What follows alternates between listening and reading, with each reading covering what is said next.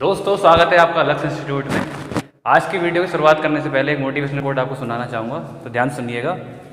जो कच्चे मकानों में जन्म लेते हैं, जो कच्चे मकानों में जन्म लेते हैं, वही ऊंची मीनारों को जन्म देते हैं, वही ऊंची मीनारों को जन्म देते हैं। तो दोस्तों आप में से कई लोग ऐसे होंगे जिनकी आर्थिक स्थिति सही नहीं है, तो आपको उससे घबराना नहीं है, ना ही डीमोटिवेट होना है। आपको लगातार मेहनत करते जानी है, हमारे चैनल से जुड़े रहना है, लगातार पढ़ते रहना है। क्योंकि ध्यान रखिएगा, जो सफलता होती है वो पैसों की नहीं, मेहनत की मोहताज होती है। तो आपको कठिन परिश्रम करते रहना है। तो वापस आते हैं टॉपिक में। पिछली वीडियो में हम पढ़ चुके हैं बिंदुसार के बारे में, चंद्रगुप्त मौर्य के बारे में और अशोक के बारे में भी। आज हम पढ़ेंगे अशोक के शिलालेख के बारे में, और ये आखिरी वीडियो होगा मौर्य वंश का। इसके बाद हम नेक्स्ट वंश पढ़ने वालेंगे, इसके बाद हम नेक्स्ट वंश पढ़ेंगे। तो बात करते हैं अशोक की। सबसे पहले बात करते हैं अभिलेख क्या होते हैं। दोस्तों अभिलेख तीन तरह के होते हैं। एक तो होता है शिलालेख, एक होता है स्तंभ लेख, एक होता है गुहा लेख। ऐसे लेख जिससे हमें हिस्ट्री की जानकारी मिले। तो अगर अशोक के शिलालेख या स्तंभ लेख हमें नहीं मिलते तो शायद हमें उस समय की जानकारी के स्रोत नहीं मिल पाते। तो अशोक के टोटल शिलालेख कितने हैं? 14 हैं। और शिलालेख का मतलब क्या होता है? एक शिला है, एक पत्थर है, उसके ऊपर लिखा गया लेख। तो जैसे किसी ने अगर उस समय मान लो किसी कागज पे या ताम्र पत्र पे अगर कुछ लिखा होगा तो खो सकता है या जल सकता है, कुछ भी हो सकता है, सड़ सकता है। लेकिन किसी ने शिलालेख के ऊपर कुछ लिखा है तो वो हजारों सालों तक या कुछ 100 सालों तक भी बना रहता है। तो इसी वजह से हमें आज तक उसके शिलालेख हो गए, स्तंभ लेख और कई सारे गुहा लेख मिल पाए हैं, क्योंकि ज़्यादातर वो पत्थरों के ऊपर लिखे गए हैं। तो बात करें शिलालेख की, टोटल 14 शिलालेख हैं। तो शिलालेख बनाने की जो प्रेरणा है वो अशोक को कहाँ से मिलती है? तो आपको याद होगा, हमने पढ़ा था जो यूनानी आक्रमण करते हैं तो पहला सफल आक्रमण कौन होता है? माफ कीजिएगा, जब ईरानी लोग हम पे आक्रमण करते हैं तो पहला सफल आक्रमण करता है दारा प्रथम। तो जो प्रेरणा मिलती है अशोक को वो दारा प्रथम से मिलती है, एक शिलालेख बनाने की। तो दारा प्रथम से प्रेरणा मिल गई। तो जब शिलालेख बने हैं उसमें कोई ना कोई लिपि का यूज तो होगा। तो अलग अलग लिपि का अलग अलग जगह में यूज हुआ है। इसमें कई सारी लिपि का यूज हुआ है, जैसे कि ब्राह्मी लिपि, खरोष्ठी लिपि, ग्रीक एवं अरमाइक लिपि। 4 लिपि मिली हमें, ब्राह्मी, खरोष्ठी, ग्रीक और अरमाइक। अब बात करें अशोक के, हमें टोटल 14 शिलालेख तो मिले हैं, लेकिन आपको याद होगा उस समय जो लिपि हो रही ज़्यादातर तो ब्राह्मी लिपि है। तो उसको पढ़ेगा कौन? क्योंकि इस लिपि का तो अंत हो चुका है। आज के टाइम तो हम देवनागरी लिपि का यूज़ कर रहे हैं। तो जब अंग्रेजों का हमारे ऊपर राज था तो अंग्रेजों के ही आर्कियोलॉजिस्ट थे, उनका नाम था जेम्स प्रिंसेप। दोस्तों जेम्स प्रिंसेप ने पहली बार 1837 में इन शिलालेखों को पढ़ने में सफलता पाई थी। देखो ऐसा नहीं कि शिलालेख पहले किसी ने नहीं देखे होंगे, किसी इंसान ने, लेकिन बात यह है कि उनको लिपि आती ही नहीं होगी तो उनको समझ में ही नहीं आता होगा कि ये है क्या आखिर। तो जेम्स प्रिंसेप जो थे वो आर्कियोलॉजिस्ट थे। तो जो आर्कियोलॉजिस्ट होते हैं उनको इस तरह की जानकारी होती है हिस्ट्री की थोड़ा बहुत। तो उन्होंने करा था, पहली बार ब्राह्मी लिपि को पढ़ने में सफलता पाई थी। अब बात करें हम 14 शिलालेखों की, तो दोस्तों हमें 14 के 14 शिलालेख नहीं पढ़ने। एग्जाम में कुछ ही शिलालेख हैं जो एग्जाम पॉइंट ऑफ व्यू के हिसाब से इंपॉर्टेंट है, हम सिर्फ उनको पढ़ेंगे। तो बात करें इसे, पहला जो शिलालेख है उसमें क्या है? पशु बलि की निंदा की हमें जानकारी मिलती है।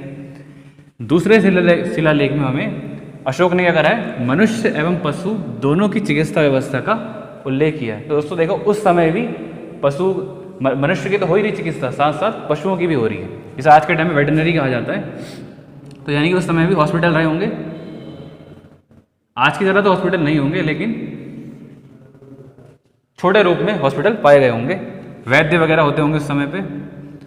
जो हमें 5वां शिलालेख मिला है उसमें धम्म महामात्रों की नियुक्ति की जानकारी मिलती है। धम्म के बारे में आपको पिछली वीडियो में बता चुका हूँ। धम्म का मतलब होता है धर्म। धर्म यानी कि जो अशोक का धम्म था उसमें नैतिकता पे बल दिया गया था। नैतिकता, सिर्फ कर्म कांडों पे, भगवान की पूजा पे हमें ध्यान नहीं देना है, खुद के ऊपर भी वर्क करना है। तो नैतिकता के ऊपर ध्यान दिया गया था। तो धम्म महामात्रों की नियुक्ति, कुछ ऑफिसर रहे होंगे उस समय पे इस तरह के, तो उनकी नियुक्ति की जानकारी मिलती है हमें 5वें अभिलेख से। और 7वें अभिलेख की बात करें तो इसमें धार्मिक यात्राओं का उल्लेख है, और ये सबसे बड़ा अभिलेख है, सबसे बड़ा अभिलेख है शिलालेख। काफ़ी इंपॉर्टेंट हो जाता है क्योंकि ये सबसे बड़ा है। तो धार्मिक यात्राओं का उल्लेख है। किसकी धार्मिक यात्राओं का? अशोक की। तो बात करें अशोक की धार्मिक यात्राओं की, तो 10वें वर्ष जब वो राजा बनता है तो 10वें वर्ष में वो यात्रा करता है कहाँ की? बोध गया की, बोध गया की। और 20वें वर्ष में, अपने राजा बनने के 20वें वर्ष में वो रुम्मनदेई, रुम्मनदेई कहाँ पर है? लुम्बिनी में, तो वहाँ की यात्रा करता है। तो 2 यात्रा की थी इसने धार्मिक, उसकी जानकारी हमें कहाँ से मिलती है? 7वें अभिलेख से। और ये सबसे बड़ा था, दोबारा बता रहा हूँ क्योंकि काफ़ी इंपॉर्टेंट है। अब जो 10वां अभिलेख है उसमें क्या होता है? जानकारी मिलती है हमें ख्याति गौरव की निंदा करी उसने, यानी कि उसने कहा कि हमें डाउन टू अर्थ रहना चाहिए, ज़्यादा अपने आप को बड़ा चढ़ा के राजा को नहीं रहना चाहिए, लोगों से जुड़ा हुआ रहना चाहिए। और धम्म नीति की श्रेष्ठता पर बल दिया है। धम्म नीति बार बार आ रही है। धम्म नीति का मतलब होगी नैतिकता पर बल देना, खुद के ऊपर कंट्रोल रखना, सबके साथ अच्छे संबंध बनाए रखना। तो 10वें अभिलेख में क्या होता है? ख्याति और गौरव की निंदा और धम्म नीति की श्रेष्ठता पर बल, इसकी जानकारी मिलती है। अब इसके बाद हमें 1-2 शिलालेख और पढ़ने हैं, उसके बाद हम पढ़ेंगे स्तंभ लेख और गुहा लेख, तब तक इनको नोट कर लीजिए।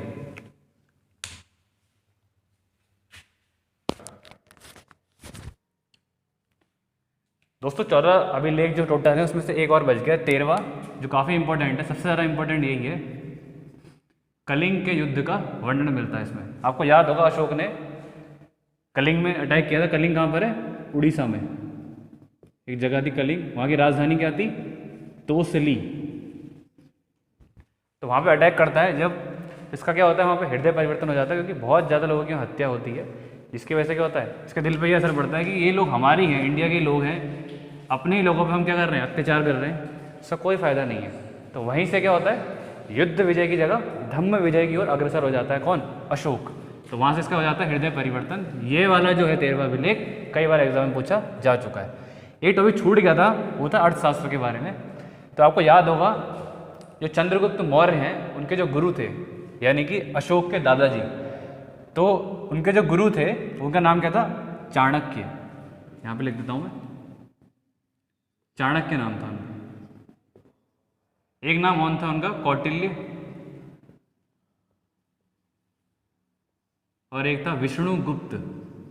विष्णुगुप्त, 3 नाम उन्हीं के ही हैं। उन्होंने बुक लिखी थी अर्थशास्त्र। उस अर्थशास्त्र में क्या है, उस बुक में राजनीति के बारे में और प्रशासन के बारे में हमें जानकारी मिलती है। देखो वैसे अर्थशास्त्र को कहा जाता है इकोनॉमी, तो उससे हमें इकोनॉमी की जानकारी नहीं मिल रही, हमें किसकी मिल रही है? राजनीति की और प्रशासन की। और जो चाणक्य उन्हें कहा जाता है भारत का मैकियावेली। अब बात करें गुहा लेखों की। हम अभिलेख के अंदर 3 कैटेगरी पढ़ी थी हमने, शिलालेख, स्तंभ लेख, गुहा लेख। तो हम पढ़ रहे हैं गुहा लेख के बारे में। टोटल कितने मिले हमें? 3। अब 3 जो हमें मिले हैं वो मिले क्या हैं, कहाँ से मिले हमें? 4 गुफाओं से मिले हैं। देखो सभी लेख जो है बिहार स्थित गया के समीप बराबर की पहाड़ियों, ये नाम है इसका, बराबर की पहाड़ियों में स्थित 4 गुफाओं से। 4 गुफा कौन सी हैं? चौपार, कर्ण, सुदामा, विष्णु झोपड़ी। इतना डीप आपके एग्जाम में नहीं आएगा, बस आपको याद रखना है कि बराबर की पहाड़ियाँ कहाँ पर है, ये पूछ सकता है। तो बिहार में है। कहाँ पर है बिहार में? बिहार में गया के समीप। तो 4 गुफाएं हैं, इनके नाम ये हो गए। उनसे 3 गुफाओं में लिखा हुआ, खाली सारे 4 में नहीं लिखा गया है, 3 गुफाओं में लिखा गया है अभिलेख। उस अभिलेख में लिखा क्या गया है? अशोक की सहिष्णुता। सहिष्णुता, सहिष्णुता का मतलब होता है, जिसे हम इंग्लिश में कहते हैं टॉलरेंस। टॉलरेंस। तो सहिष्णुता का मतलब होता है दूसरों के धर्म के प्रति भी आपको क्या होना है? एक सद्भावना रखनी है, सभी धर्मों को समान भाव से देखना है, सद्भावना। तो गुहा लेख टोटल 3 मिले हमें 4 गुफाओं से। वो गुफाएं कहाँ कौन कौन सी हैं? चौपार, कर्ण, सुदामा और विष्णु झोपड़ी। और कहाँ उनका नाम क्या है? बराबर की पहाड़ियों में स्थित है वो, और गया में। नेक्स्ट है हमारा स्तंभ लेख।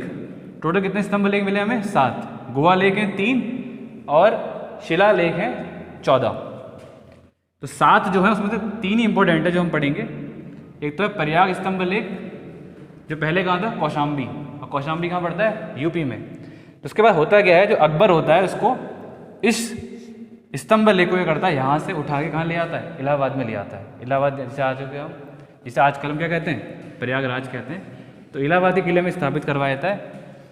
इसके बारे में एक पॉइंट और है कि जो प्रयाग स्तंभ लेख है, यहाँ पे लिख देता हूँ मैं, जो अशोक होता है उसकी रानी होती है कारुवाकी, तो उसका भी इसमें जिक्र आता है। कारुवाकी किसकी रानी होती है? अशोक की, इसलिए इसको रानी का अभिलेख भी कहते हैं, रानी का स्तंभ लेख।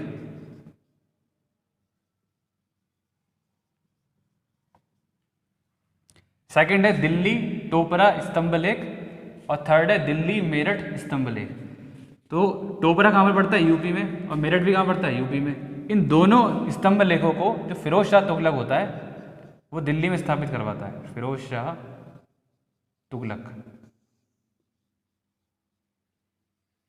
आगे जब मध्यकालीन भारत का इतिहास पढ़ेंगे तो वहाँ पे कई सारे वंश आएंगे, गुलाम वंश, तुगलक वंश, सैयद वंश, लोधी वंश, तो उसी में से एक होता है फिरोज शाह तुगलक। वो क्या करता है? मेरठ से और टोपरा से दोनों जगह से स्तंभ को ले जाके कहाँ स्थापित करवाता है? दिल्ली में। तो इन सब पॉइंट को नोट कर लीजिए। एक पॉइंट और है यहाँ पे कि जो मौर्य काल में जो मुद्रा थी, इनकी राजकीय मुद्रा, उसका नाम क्या था? पण। ये भी एग्जाम में आता है कई बार, दोबारा लिख देता हूँ यहाँ पे, उसका नाम क्या था? पण। ये सब पॉइंट नोट कर लीजिए। दोस्तों अब हम पढ़ने वाले हैं मौर्य वंश के आखिरी राजा वृहदत्त के बारे में। तो अशोक के बाद जितने भी राजा आए वो उतने कुशल नहीं थे, उतने स्ट्रांग नहीं थे। तो अशोक के बाद राजा आता है नेक्स्ट, वो आता है वृहदरथ। ये काफ़ी अहिंसक होते हैं, साथ ही साथ इनमें से ज़्यादातर लोग को या तो जैन धर्म को अपना लेते हैं या बौद्ध धर्म को। तो जो ब्राह्मण धर्म वाले होते हैं यानी कि हिंदू धर्म वाले, वो इनका विरोध करते हैं, यानी कि ब्राह्मण काफ़ी स्ट्रांग बन जाते हैं और जनता में रोष काफ़ी आता है, क्योंकि अहिंसक होने की वजह से जो भारी ताकतें होती हैं वो भी स्ट्रांग हो जाती हैं, अटैक करने लग जाती हैं। और जो वृहदत्त का ही सेनापति होता है उसका नाम होता है पुष्यमित्र शुंग। पुष्यमित्र शुंग एक ब्राह्मण होता है, उसका सेनापति होता है वृहदत्त का। तो यही हत्या कर देता है किसकी? वृहदत्त की। जब वृहदत्त की हत्या कर देता है तो यहीं से समाप्त हो जाता है हमारा मौर्य वंश, और एक नया वंश शुरू होता है, इसका नाम होता है शुंग वंश। तो नेक्स्ट वीडियो में जब हम पढ़ेंगे वो शुंग वंश के बारे में पढ़ेंगे। इसके बाद आएगा कण्व वंश, इसको पढ़ेंगे। तो दोस्तों मौर्य वंश से रिलेटेड जितने भी इंपॉर्टेंट फैक्ट हो सकते थे मैंने आपको बता दिया। टोटल 3 वीडियो इसमें आई हैं। तो नेक्स्ट वीडियो हमारी होने वाली है शुंग वंश के बारे में, कण्व वंश के बारे में। तो मिलते हैं नेक्स्ट वीडियो में, तब तक के लिए जय हिंद।